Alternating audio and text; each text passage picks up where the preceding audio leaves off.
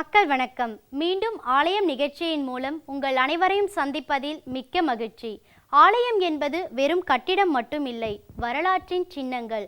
ஒவ்வொரு கோவிலின் தல வரலாறும் இறைவனின் கருணையை நமக்கு எடுத்து கூறுகின்றன. அந்த வகையில் இதோ இந்த நிகழ்ச்சி உங்களுக்காக.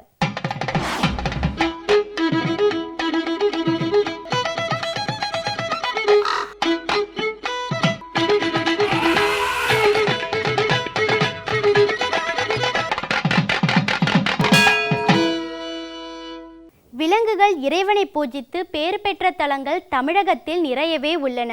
எறும்பு வழிபட்ட ஊர் எறும்பியூர் என்றும், யானை வழிபட்ட ஊர் திருவானைக்காய் என்றும், யானை, பாம்பு, சிலந்தி வழிபட்ட ஊர் ஸ்ரீகாளஹஸ்தி என்றும், நண்டு வழிபட்ட ஊர் நண்டூர், இப்படி சொல்லிக்கொண்டே போகலாம்.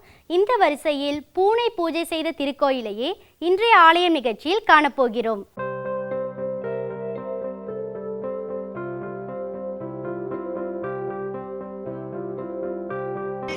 இறைவனை எவ்வுயிரும் தோற்றுவிப்பான், தோற்றி இறைவனை ஈண்டிரக்கம் செய்வான் என்றார் போல எல்லா உயிர்களுக்கும் அம்மையப்பராக இருந்து இறைவன் எப்போதும் அருளுகின்றான். எனவே எல்லா உயிர்களுமே இறைவனை வணங்குகின்றன. அதற்கான வரலாற்று தலங்களில் ஒன்றுதான் மயிலாடுதுறை அருகே உள்ள புனுகீஸ்வரர் திருக்கோயில். நாகை மாவட்டம் மயிலாடுதுறை பேருந்து நிலையத்திற்கு மேற்கே 2 கிலோமீட்டர் தொலைவில் உள்ளது கூரைநாடு என்று அழைக்கப்படும் இந்த திருக்கோயில்.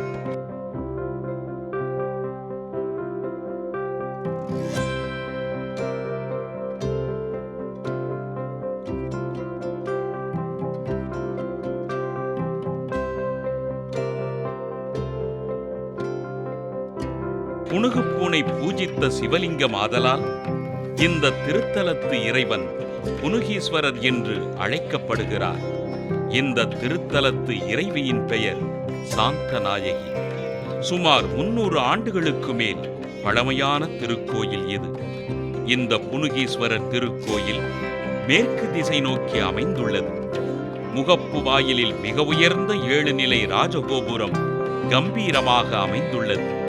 ராஜகோபுரத்தை தாண்டி உள்ளே சென்றதும் விசாலமான மண்டபம் உள்ளது.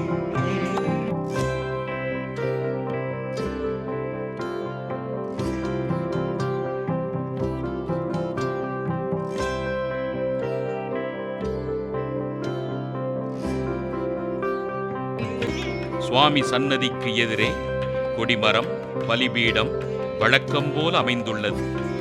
சிறப்பு மண்டபத்தின் இடதுபுறம் அன்னை சாந்தநாயகியின் சன்னதி அமைந்துள்ளது. 4 திருக்கரங்களுடன் நின்ற திருக்கோலத்தில் புன்னகை தவழும் திருமுகத்துடனும் அன்னை சாந்தநாயகி அருள் பாலிக்கும் கருணையழகுடன் காட்சியளிக்கிறார். அடுத்துள்ள மகாமண்டப நுழைவாயிலில் துவார பாலகர்கள் உள்ளே இருப்பவன் ஒருவனே, அவன் ஒருவனே கடவுள் என்று காட்டும் வகையில் ஒரு விரலை, அதுவும் சுட்டு விரலை உயர்த்தி காட்டி நிற்கிறார்கள்.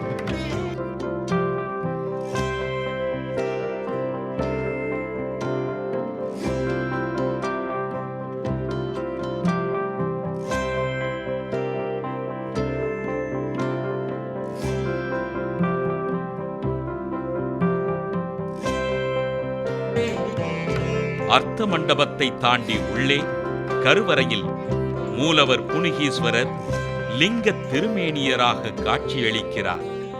இறைவனின் தேவகோட்டத்தில் துர்க்கை, பிரம்மா, லிங்கோத்பவர், தட்சிணாமூர்த்தி, ஜூரதேவர் ஆகியோர் திருமேனிகள் அமைக்கப்பட்டுள்ளன. உட்பிரகாரத்தில் விநாயகர், நடராஜர், சிவகாமி, மகாலட்சுமி, சுப்பிரமணியர், சண்டிகேஸ்வரர் ஆகியோருக்கு தனித்தனி சன்னதிகள் உள்ளன.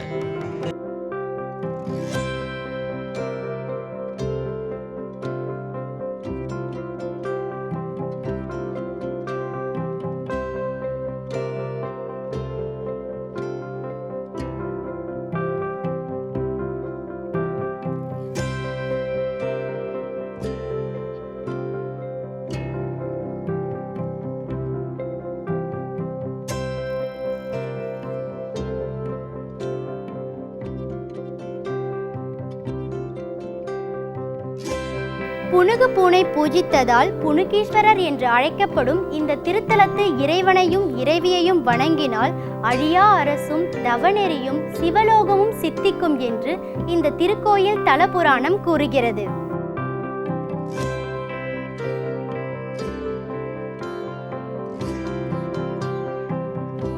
ஆலய தீர்த்தமான திருக்குளம் ஆலயத்தின் தென்புறம் உள்ளது.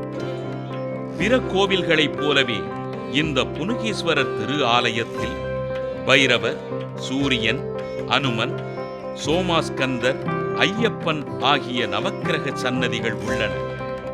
வெளிப்பிரகாரத்தின் வடகிழக்கு மூலையில் கலச மண்டபம் உள்ளது.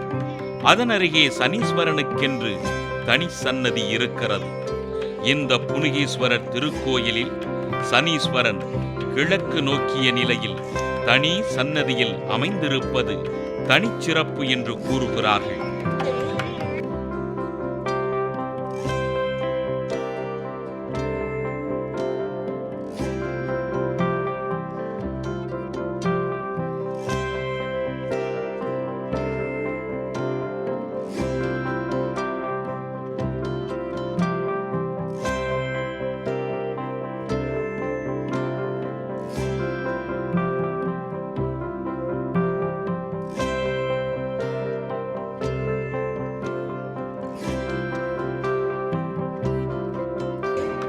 முன்னொரு காலத்தில் இந்த கூரை நாடு என்ற பகுதி பெருங்காடாகவே இருந்தது. தேவர்களும் மனிதர்களும் உய்வதற்காக பவளமல்லி நிழலில் லிங்க வடிவமாக சிவபெருமான் தானே தோன்றியருளினார். இந்த வனத்தில் ஒரு புனுகு பூனை வாழ்ந்து வந்தது. பூர்வ புண்ணியத்தால் திடீரென்று ஒரு நாள் அந்த புனுகு பூனைக்கு ஞானம் வந்தது. இனியாவது சிவபெருமானை வணங்க வேண்டும் என்று முடிவுக்கு வந்தது. பவளமல்லி நிழலில் இருந்த லிங்க திருமேனி முழுவதும் புனுகினை அப்பியது. வில்வத் தளிர்களை வாயினால் கவ்வி இறைவனின் முடியில் சாத்தியது. இறைவனை வலம் வந்து வணங்கியது. இப்படியே சிவபெருமானை பல நாட்கள் வணங்கி முத்தி பெற்றது.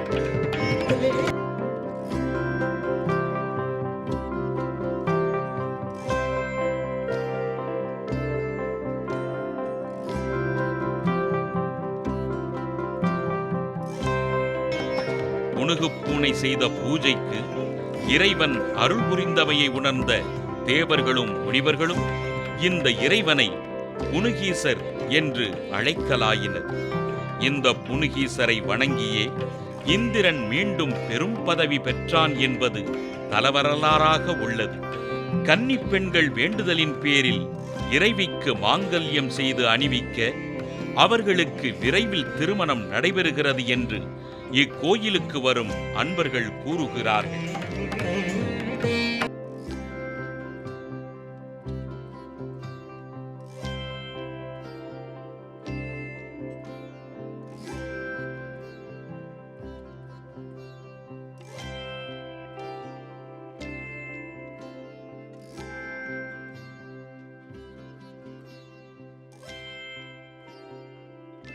ஆலயம் நிகழ்ச்சியின் அடுத்த பகுதியாக வருகிறது திருப்புகழ். திருப்புகழில் எண்ணிலடங்கா பாடல்கள். ஒவ்வொரு பாடலும் இயல் சிறப்பும் இசை சிறப்பும் நாடக சிறப்பும் வாய்ந்தவை. அந்த வகையில் இன்றைய பகுதியில் என்ன பாடல், என்ன விளக்கம் என்று பார்க்கலாமா? எல்லோரும் இன்புற்றிருக்க நினைப்பதுவே அல்லாமல் வேறொன்று அறியேன் பராபரமே. பாடல்கள், அதாவது இப்படிப்பட்ட துதிப்பாடல்கள், அதுவும் அருணகிரிநாதர் மாதிரி உள்ளவர்கள் எழுதியது மிகவும் சக்தி வாய்ந்தவை. ஒரு பாட்டுக்கு போய் சக்தி என்னங்க இது என்று யாரும் அவநம்பிக்கைப்பட வேண்டாம். நாம் சொல்லும் வார்த்தைகளிலேயே ஐயா சாப்பிட வாங்க அப்படின்னு கூப்பிட்டா இலைய போடுங்க அப்படிம்பாங்க. சாப்பிட வாங்க, நான் வெளியில் தின்னுக்கிறோம் போய். ஒரு சாதாரண வார்த்தையே வா என்று சொல்லக்கூடியதே வா என்பதற்கும் வா வித்தியாசம் இருக்கிறதல்லவா? ஒரு சாதாரண வார்த்தை, அதுவும் நாம் சொல்லக்கூடியதற்கு எவ்வளவு சக்தி, ஒரு பலன் இருந்தால் இறையருள் பெற்ற அருள் ஆட்சியாளர்களுடைய வாக்கிற்கு எந்த அளவு ஒரு சக்தி பலன் இருந்திருக்க வேண்டும். அருணகிரிநாத சுவாமிகளை எவ்வளவு இழிவாக பேச முடியுமோ பேசி அவரை கேவலப்படுத்தி எல்லாம் செய்தவர்கள் இவருடைய அந்த வாக்கின் காரணமாக எரிந்து போனார்கள், கரிந்து போனார்கள். பிற்பாடு அதே அருணகிரிநாதருடைய வாக்கு அவர்களை மறுபடியும் உயிருடன் எழுப்பியது. அவருடைய சொந்த வாழ்க்கை வரலாற்றை சொல்லக்கூடிய தகவல் நிறைந்தது இப்பாடல். அது மட்டுமல்ல, நமக்கு என்ன சொல்ல வருகின்றது என்பதையும் பார்ப்போம். திருத்தணி திருப்புகழ், அதாவது சூரபத்மனுடன் போர் முடிந்து அந்த கோபம் தணிந்த இடம் செருத்தணி, திருத்தணி என்று சொல்வார்கள். உற்பலகிரி என்று பெயர் உண்டு, கல்லாலகிரி என்றும் பெயர் உண்டு. திருத்தணிக்கு நினைவில் வைத்து கொள்ள வேண்டியது, சீகாழிக்கு அங்கே ஞானசம்பந்தர் சொன்னதைப் போல திருத்தணிக்கு 12 விதமான திருநாமங்கள் உண்டு. நாம் திருத்தணி திருப்புகழை இப்பொழுது பார்க்க போகின்றோம். சினத்தவர் முடிக்கும் பகைத்தவர் குடிக்கும், சினத்தவர் முடிக்கும் பகைத்தவர் குடிக்கும், செகுத்தவர் உயிர்க்கும் சினமாக, சிரிப்பவர் தமக்கும் பழிப்பவர் தமக்கும், திருப்புகழ் நெருப்பு என்று அறிவோம் யாம். சிரிப்பவர் தமக்கும் பழிப்பவர் தமக்கும், திருப்புகழ் நெருப்பு என்று அறிவோம் யாம். நினைத்ததும் அழைக்கும்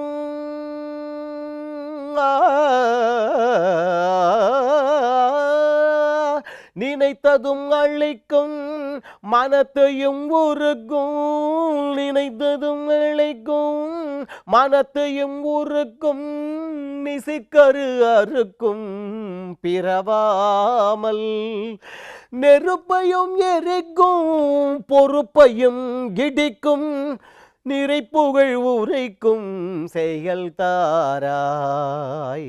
தனத்தன தனத்தில் திமி திமி திமிதில், தனத்தன தனத்தில் திமி திமி திமிதில், தகு தகு தகுதந்தன பேரி, தடுட்டுடுடுடுண்டென துடி முழக்கும், தளத்துடன் நடக்கும் கொடு சூரர், சினத்தையும் உடற்சங்கரித்த மலை முற்றும், சிரித்தெறி கொளுத்தும் கதிர்வேலா, தினைக்கிரி கூற பெண் தனத்தினில் சுகித்தில், திருத்தணி இருக்கும் பெருமாளே. அருணகிரிநாதருடைய இந்த வாக்கை அந்த ஏற்ற இறக்கத்துடன் பாடினால் அதை பாடும் பொழுதே ஒரு உற்சாகம் பிறக்கிறதல்லவா. அவர் அங்கே சொல்கின்றார், அப்பா அந்த தகு தகு தகுதல், அது டுடு டுடு டுடுண்டன் துடி முழக்குகின்றதாம், வேறு எதுவும் அல்ல. முரசம் என்று சொல்கின்றோம் அல்லவா, போர்க்களத்தில் முரசவாத்தியம் வீரத்தை ஆக்ரோஷத்தை உண்டாக்கக்கூடியது. அந்த முரசவாத்தியங்களும், அது மட்டுமல்ல உடுக்கை பறை என்று சொல்வார்கள் அந்த வாத்தியங்கள், அவைகளெல்லாம் அங்கே வீர ஆவேசத்தை ஊட்டுகின்றன. போர்க்களத்தில் அந்த தாள நடனத்துடன் அங்கே வருகின்றார்கள் சூரபத்மாதி அவுணர்கள். அவ்வளவு பேர்களையும் இவர் சம்ஹாரம் செய்து விட்டார். இறந்து போன அவர்களுடைய உடல்கள் மலை போல குவிந்திருக்கின்றன. எப்போ இதை எடுத்து என்னத்தை பண்ணுறது, எரி கொளுத்தும் கதிர்வேலா அப்படி ஒரு சிரிப்பு சிரிச்சார், அவ்வளவும் சாம்பலாக போச்சு. ஒரு சந்தேகம் வரணும், எப்படி சார் இத்தனும்? அவநம்பிக்கையே வேண்டாம். 10,000 டன் வைக்கல் இருக்கு. இந்த 10,000 டன் வைக்கலையும் எரிப்பதற்கோ அல்லது சத்தைகளை குப்பைகளை எரிப்பதற்கு 10,000 டன் நெருப்பு குச்சிகளாக நாம் கொண்டு போகின்றோம். ஒரு நெருப்பு குச்சி கதையை முடிச்சிருது இல்லை?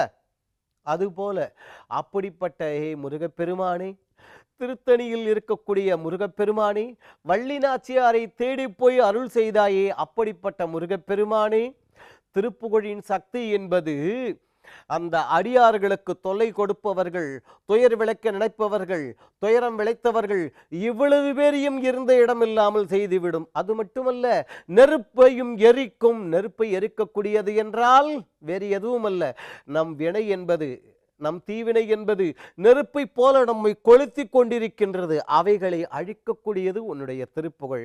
பொறுப்பையும் இடிக்கும். என்னுடைய தீவினைகள் எல்லாமே மலை போல குவிந்திருக்கின்றன.